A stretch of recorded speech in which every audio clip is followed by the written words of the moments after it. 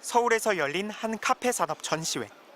많은 업계 관계자들이 행사장을 찾았습니다. 그런데 종이 빨대를 전시한 한 부스는 한산합니다. 지나가면서 종이 빨대 저걸 왜 전시해?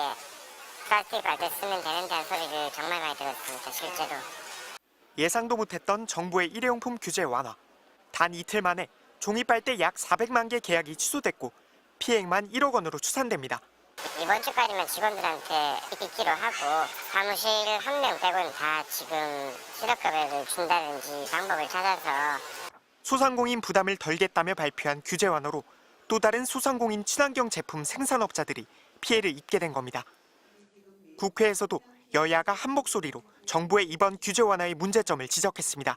친환경 사업에 뛰어들으셨던 분들에 대한 지원책은 반드시 마련돼야 되는 것이고 어느 정부에 의해서 정책이 해줬든 간에 그는 반드시 신뢰의 원칙이 있는 거예요.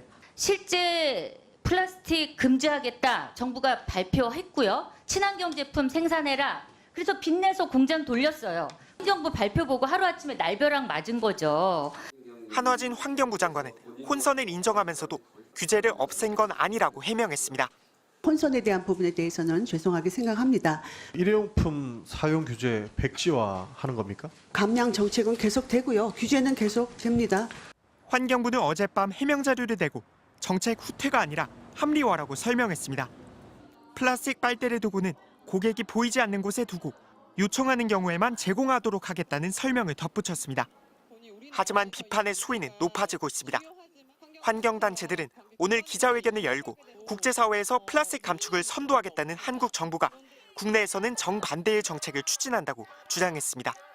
겉으로는 선도적으로 플라스틱 협약을 이끌어가는 것처럼 행동하지만 사실은 생산 단계에서 감축은커녕 일회용컵 보증금제와 일회용품 사용 줄이기 제도를 철회하는 등 윤석열 정부의 국정 과제이기도 한 일회용품 사용 제한과 폐기물 처감, 오락가락 일회용품 규제에 국정과제 추진 의지에 대한 의구심이 커지고 있습니다.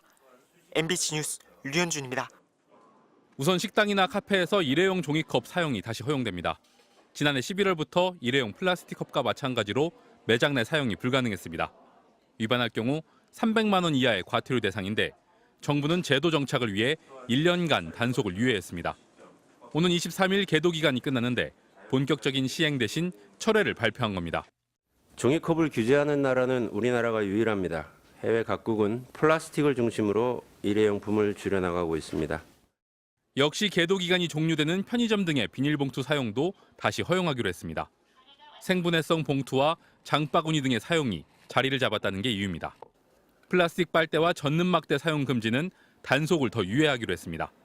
단속 개시 시점은 대체품 품질 개선과 UN 플라스틱 협약 등 국제사회 동향을 고려해 정하기로 했습니다. 사실상 지난해 추가 시행한 일회용품 규제 대부분을 포기한 셈입니다. 정부는 소상공인 부담 해소가 목적이라고 밝혔습니다. 일회용품을 쓰지 않으면 설비나 인력이 더 들고 일회용품을 쓰고 싶어하는 소비자와 갈등도 격화했다는 겁니다. 다회용 컵을 세척할 인력을 추가로 고용하거나 세척 시설을 설치해야 하는 부담이 늘어났습니다. 종이컵과 빨대 규제는 4년 전인 2019년 도입 방침이 정해졌습니다.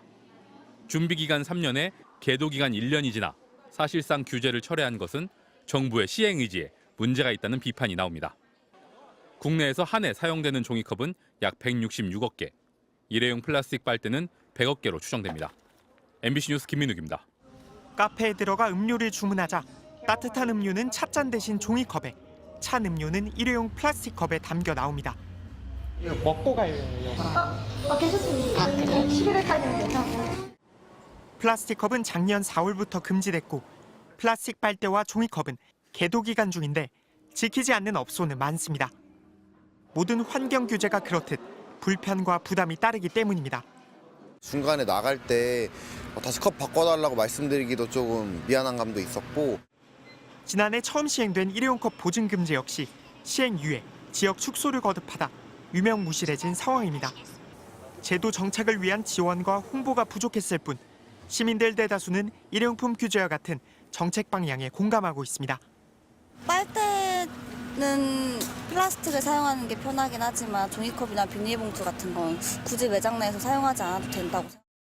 지난해 환경부 여론조사에서도 일회용품 절감이 필요하다는 응답자는 97%, 규제 강화가 필요하다는 87%에 달했습니다.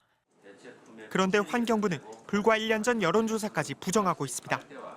그때 국민의식과 또 지금의 국민의식이 같다고 볼 수는 없고요. 여론조사라는 게 뭐 100% 국민 시민들의 뜻을 반영한다고 보기는 어려울 것 같습니다. 묵묵히 실천해온 시민들만 우습게 된 데다 현장의 혼란만 커졌다는 비판이 나옵니다.